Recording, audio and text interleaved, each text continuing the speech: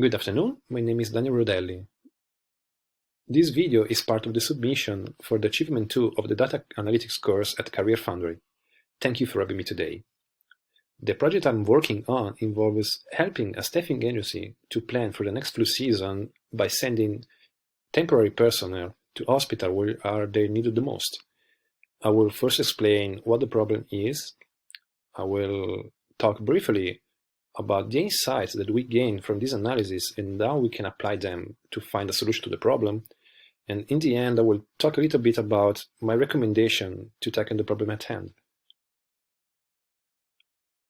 We all know that the healthcare system in the U.S.A. is put under a lot of stress during the flu season, and that the vulnerable people, especially senior citizens and those with pre-existing conditions, have a higher chance of developing complications that in some cases could be fatal.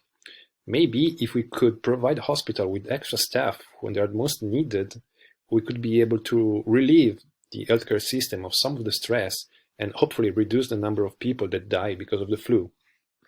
In this map here, you can already see some correlation between the number of deaths every 100,000 people in the United States. But it's not so straightforward because, as you can see here, for example, the state of New York and the state of Texas have more or less the same size of vulnerable population, but the number of deaths in New York is almost double the number of deaths in Texas. So we need to look deeper in the data to find a way to define without ambiguity which state have the higher priority for personnel. Let's begin by looking at how the numbers of deaths evolves over time. You can see here in this chart a striking increase in number of deaths during the flu season, here in blue, which historically starts in November, goes until March, April. So now we know that the staffing agency must have its personnel ready at the latest before November. And here, in this chart, you can see the number of deaths per 100,000 inhabitants during the years. And you can see that this line, the blue line, is slowly increasing, meaning that the problem is getting worse every year and that we need to act quickly.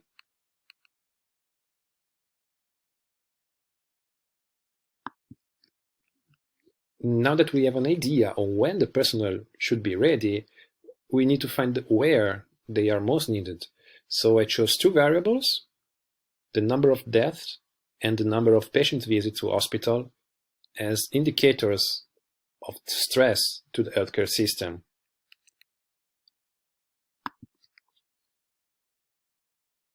If we look a little bit deeper in how these two variables behave, we can see that there is no strong correlation between these two variables and the size of vulnerable population.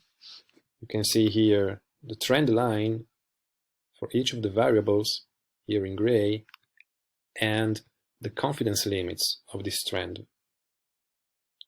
You can see that some states lie below the trend line and the confidence limits, such as Texas, and we can say that they perform better in the sense that the number of deaths every 100,000 people is lower than expected.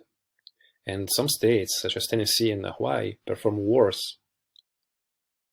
And the same can be said, of course, for the number of patients visits. So the solution I came up with to define the priority levels for personnel is to combine the information from these two variables. I can assign points to the performance of each state for each variable based on where they are with respect to the confidence limit. And summing up the points, I can get a score system that defines the priority level. So states with a higher score will fall into the highest priority category and vice versa. This map here shows the priority calculated for each state, expressed as colors, with blue as lowest priority and red as a highest priority. And you can select here which month you want to see the priority. As a quick example, you can see that the state of New York falls always in the high priority category all year long. Through this visualization, you can easily see now where and when the temporary staff is most needed. So what's next now? Now we know where and when to send personnel. The next logical step should be calculating how much personnel we need. I would suggest that the number to be proportional to the size of the vulnerable population, but we need more data such as available staff to the staffing agency and staff already deployed in order to come up with hard numbers. And I strongly recommend a follow-up study to assess the efficacy of the implemented measurements.